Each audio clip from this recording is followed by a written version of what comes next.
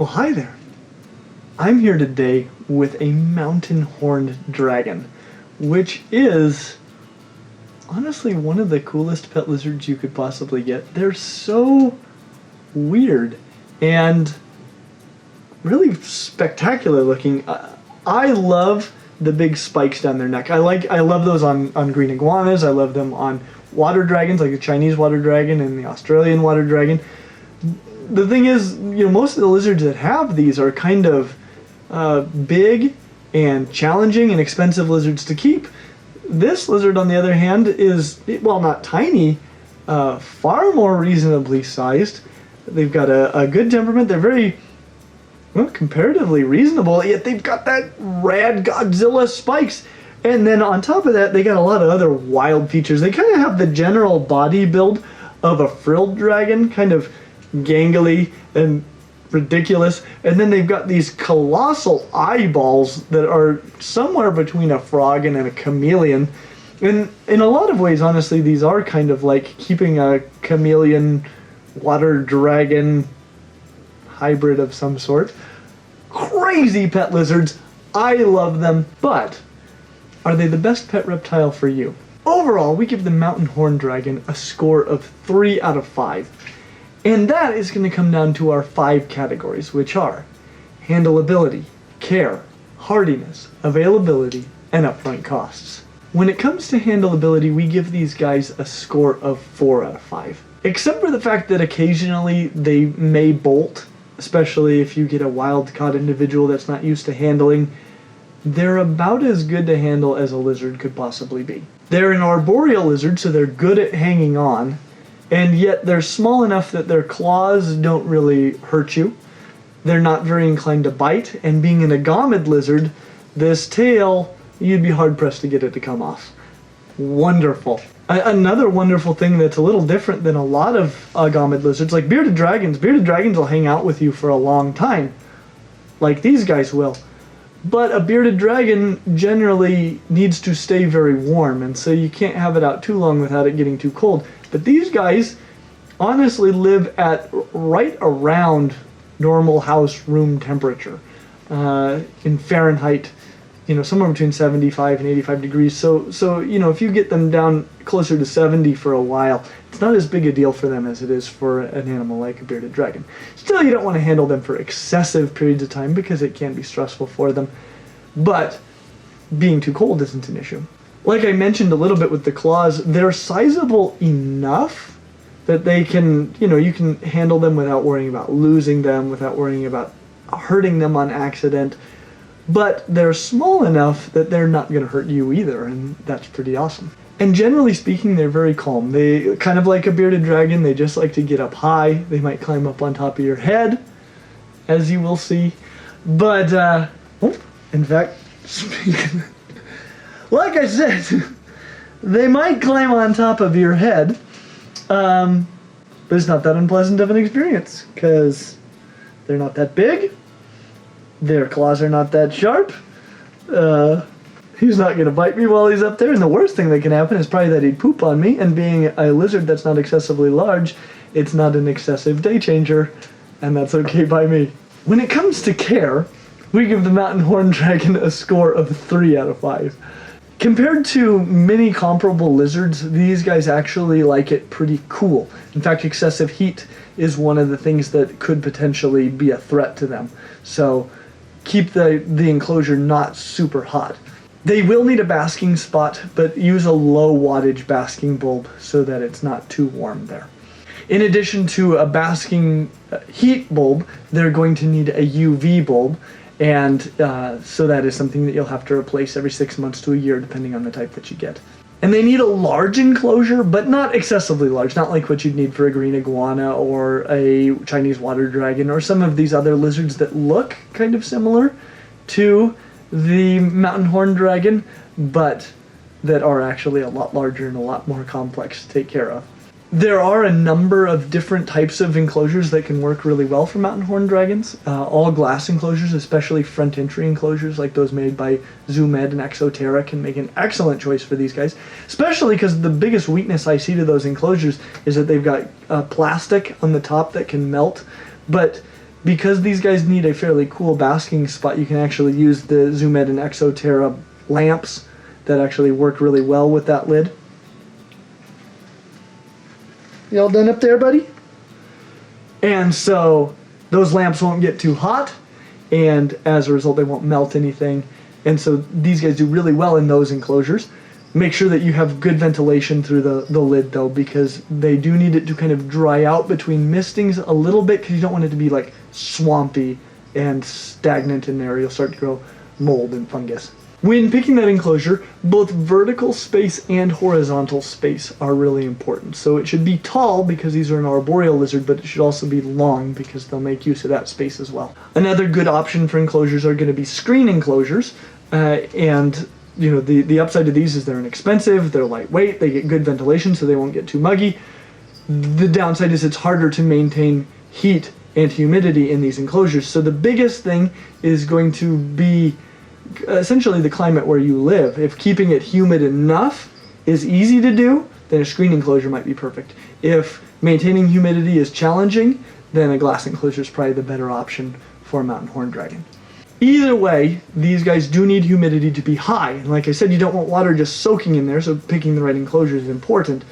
But you do need to mist these guys a lot, multiple times a day.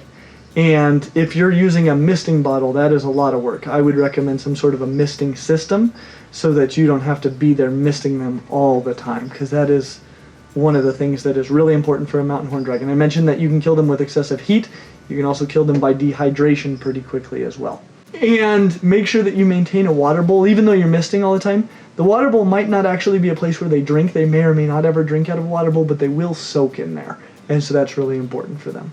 These guys are great eaters. They eat basically any sort of insect feeder you can offer to them, and so I would recommend a wide diversity of insect feeders, and make sure that you dust those periodically with calcium and vitamin supplements so that your dragon doesn't develop metabolic bone disease or any other vitamin or mineral deficiencies. Things like crickets, mealworms, superworms, Dubia roaches, hornworms, just as many insect feeders as you can get your hands on. These guys will love them, and diversity is the key. We'll have links to everything you'll need down in the description. And you can check out some of the best insect feeders you can possibly get here on our list of 5, the best insect feeders. When it comes to hardiness, we give them a score of 3 out of 5. Honestly, if they're captive bred, they do really, really well. And periodically you do see captive bred ones, which are great. Not only are they hardier, but these are called horn dragons because they've got little horns right over their eyes, which are really cool looking. Really, really cool looking. I don't know of any other lizards that have horns quite like this. But when you get them as imports, those are almost always knocked off during the import process. I don't know why this is. It probably has to do with relatively inhumane ways that they're transported. And so you'll very rarely find one with the horns if it's wild caught. Captive bred, though, will probably have them, and at least that's a very good way to tell for sure that a dragon they're claiming is captive bred. Probably really is if it has those horns. On top of that, bringing in imports is just not a good idea. We've got a whole video about the problems associated with imports and why wild caught is not the way to go and captive bred is. And these guys are definitely no exception to that. When you get one in that's been an import, it's going to come in dehydrated, starved, it's been housed in who knows what kind of conditions, it's going to be stressed, it's going to be full of parasites that have been having a heyday during the transport, and your females are going to come in probably gravid. They're going to have eggs inside of them. They're probably going to lay eggs and then die fairly shortly after getting them. And that is a huge, huge downside. Captive bred is absolutely the way to go. Even though they're going to cost more, it's just absolutely the way to go with these guys. They do, even when you get one captive bred, seem to have a shorter lifespan than many comparable lizards, like the water dragons, bearded dragons, frilled dragons, and green iguanas, other lizards that maybe look kind of similar that we mentioned before. The lifespan is going to be more like that of a chameleon. So, you know, if you got one to live 8 to 10 years, that'd be amazing. However, you know, they can die much sooner than that, and like I already mentioned, dehydration and temperature, excessive heat especially, are going to be big time killers of these guys, so you got to be careful about that. When it comes to availability, we give these a score of 3 out of 5. Most of them are wild caught, and those are fairly easy to find, but I don't recommend them. I love these guys, but I would never buy a wild caught one just for selfish reasons, because it probably won't make it. Get one that's captive bred. You can find a good breeder online. We got this one from Animal Ark in Orem, Utah, and I have seen them have captive bred ones in stock there, so occasionally you'll see them in pet stores, occasionally you'll see them in expos, but an online breeder is definitely your best bet. Generally speaking, expos and pet shops are going to have wild-caught individuals. When it comes to upfront costs, we give the mountain horn dragon a score of 3 out of 5. The dragon itself is very reasonably priced, even captive bred, because breeders are having to compete with imports. They're not terribly expensive, and so definitely splurge and get yourself a captive bred one instead of buying a series of sick wild-caught individuals that may or may not make it. If you do buy one, plan on taking it to the vet immediately to get it treated for parasites and hydrated, fed, and just up to speed. That's going to be your best bet, but that's going to negate all your savings from buying a wild-caught one over a captive bred. The enclosure for these guys is not cheap. It's not an inexpensive enclosure, but it's also not excessively expensive, especially compared to other lizards that look like this, like water dragons and iguanas that are going to need very, very large, very expensive enclosures. I still recommend getting the biggest enclosure that you can provide for them, but it doesn't need to be iguana level huge. They definitely need a good water bowl, so have one big enough that they can get into it and soak in it. They're going to need big branches for climbing, and these need to be branches that aren't going to mold. So I would recommend things like Mopani Wood and maybe some of your driftwoods. Probably avoid grapevine because it's a little more prone to molding. Make sure you have a substrate that holds humidity really well, because these guys definitely need it humid. And you might even want to put a drainage layer under there with Hydroballs, things like that. We'll try to do a video on how to do a drainage layer in the future. You're going to need both UVA basking lights, but I mentioned a small wattage one because they don't need it super hot, and UVB ultraviolet lights, which those bulbs need to be replaced fairly often and they're somewhat expensive. So keep that in mind as an ongoing cost as well. You're definitely going to need a misting bottle, and you'll be using it a lot. You'll have forearms like Popeye the Sailor Man if you buy a misting bottle as your primary way to mist them. I would recommend going out and buying a misting system. It'll be worth it to you in the long run, even though they're a little bit expensive. And we'll have links to all these things down in the description, so go ahead and check them out there. In fact, if you buy them through those links, it helps support our channel, so we'd really appreciate it. So once again, we give the mountain horn dragon a score of 3 out of 5.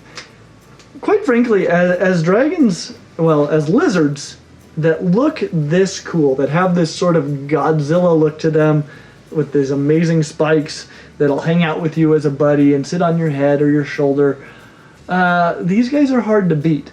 The biggest problem with them is just that they're wild caught, and so get one of them that are captive bred.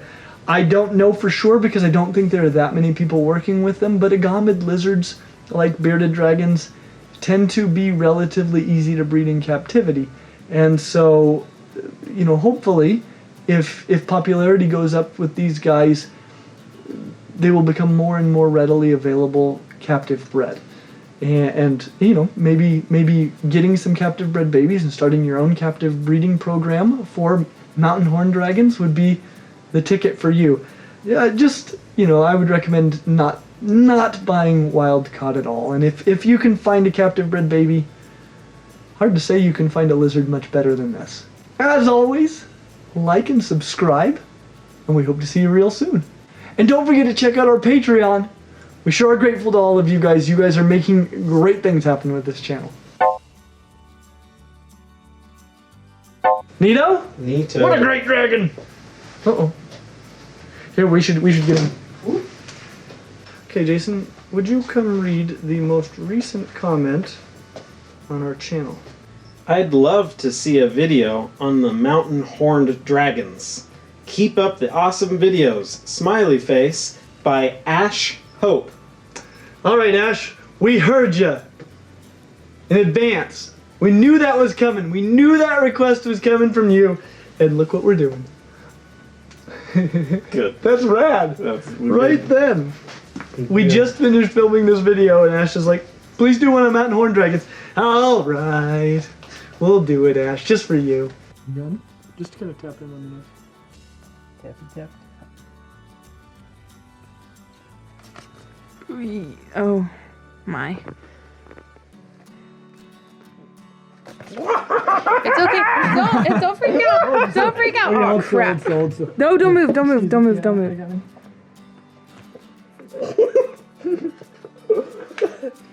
What? Wowzers! Spider-Man.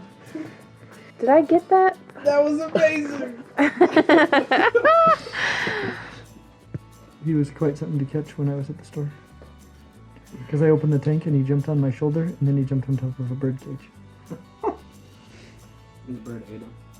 Yeah, and then I got the other one out. This is the dream. Okay. The dream.